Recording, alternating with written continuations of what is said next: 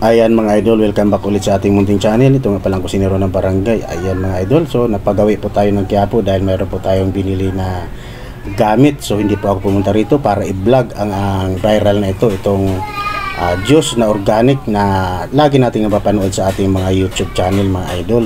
Ito walang iba kundi ang dragon fruit juice na kung tawagin nila ay talaga naman pure daw at organic. So ito po ay binablog po ng mga vlogger mga idol. So dahil napadaan ako rito ay kinuha ko na rin yung pagkakataon para matikman kung totoo ngang masarap ang kanilang dragon fruit juice na organic daw at puro. So ayan, napa-order na nga tayo rito mga idol at siyempre gusto rin nating tikman. Ayan po yung mga vlogger, napakarami po nila at lahat sila ay may mga kanya-kanyang sticker habang nagbablog sa lugar na yan ay nagiiwan sila ng mga sticker mga idol. So bilang tanda na narating na nila ang viral na yan. Ayan mga idol. So kung makikita nyo talagang napakaraming umorder sa kanila.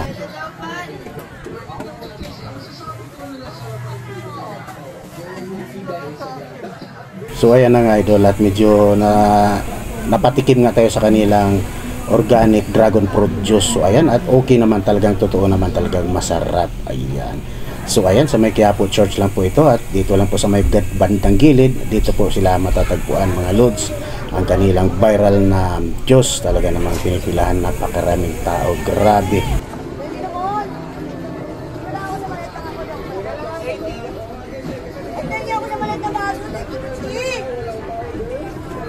Sa di kalayuan ay may siguro sa mga 10 hakbang ay dinaanan ko naman itong viral na sutanghon naman dito sa Quiapo mga idol, itong Famous sutanghon soup na talagang grabe rin ang tao at pinipilahan. So dahil magkalapit lang sila nung juice, so kinuha ko na rin ulit ang pagkakataon para matikman din ang sutanghon na talaga namang dinadayo at talaga namang binablog, pinupuntahan ng mga vlogger ng iba't ibang panig ng Pilipinas. Kung kahit saang sinong vlogger ay pumupunta rito para lang matikman ang kanilang sutanghon soup na talaga namang famous mga idol.